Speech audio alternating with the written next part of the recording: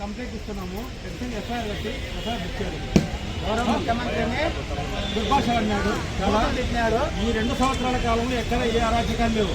దయచేసి వాళ్ళు మనసులో పెట్టుకుని వాళ్ళు అరాచకాలు చేయాలని ఉద్దేశంతో ఏదో మాట్లాడి వాళ్ళు గవర్నమెంట్ పైన నిందలు ఇస్తున్నారు. దయచేసి మీరు కేసు కట్టి మాకు ఎఫ్ఐఆర్ గవర్నమెంట్ నిర్వహిస్తుంది.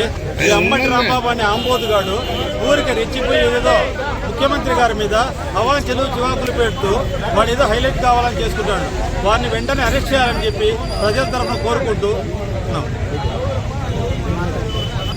ఒక ఉన్నతమైన రాజ్యాంగ పదవిలో ఉన్నటువంటి రాష్ట్ర ముఖ్యమంత్రి పైన వైఎస్ఆర్సీపీకి చెందిన ఒక బేకూఫ్గాడు అతని నోటికి ఎట్లా ఇష్టం వస్తే అట్లా ఏ విధంగా అందులో వాళ్ళ ఎవరైతే చంద్రబాబు నాయుడు గారు ఉన్నారో వాళ్ళ తల్లిని పేరు పెట్టి దూషించాడు.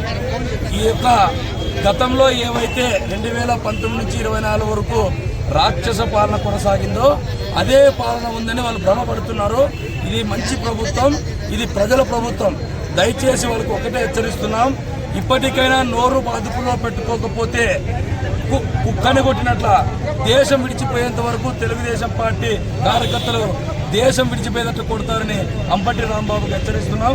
తక్షణమే బేషరత్తుగా ముఖ్యమంత్రి నారా చంద్రబాబు నాయుడు గారికి తక్షణమే కాళ్ళు పట్టుకొని జవాబు చెప్పాలని మేము డిమాండ్ చేస్తున్నాం. ఈరోజు గుంటూరు జిల్లా గవర్నమెంట్లో ప్రతిపక్ష పార్టీకి చెందిన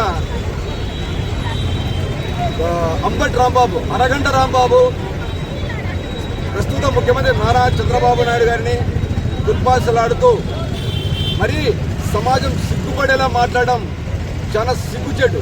ఎందుకంటే మీరు ఎప్పుడు కూడా తప్పుడు కూతలు, ఎదుటి వ్యక్తిని ఇది చేసే మాటలు అంటే రెవల్యూషన్ అనమాట. ఈ వారికి సంబంధించిన పార్టీ వాళ్ళు బయటికి పోతారేమనే ఉద్దేశంతో వీళ్ళు గట్టిగా మాట్లాడితే మా క్యాడర్ మా దగ్గర నిలబడుతున్న ఒక దురుద్దేశంతో ఒక ముఖ్యమంత్రిని కూడా నానా దుర్భాషలాడడం చాలా సిగ్గుచెడు. వీళ్ళు నాయకులు అంటారా?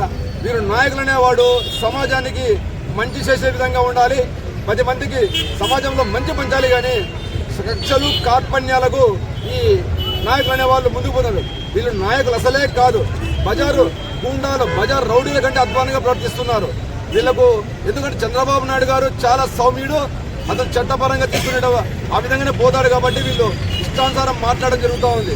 ఇప్పటికైనా రాష్ట్ర ముఖ్యమంత్రి నారా చంద్రబాబు నాయుడు గారు ఇలాంటి బజార్ రౌడీల పైన చర్యలు తీసుకోవాల్సిన అవసరం ఎంతైనా ఉంది. లేదంటే టీడీపీ క్యాడర్ కూడా చాలా ఇబ్బందులు పడాల్సిన పరిస్థితి ఏర్పడుతుంది. దయచేసి రాష్ట్ర ముఖ్యమంత్రి గారు ఇప్పటికైనా తెలుసుకోండి, వారిపైన పోలీసు పరంగా చట్టపరంగా చర్యలు తీసుకోండి.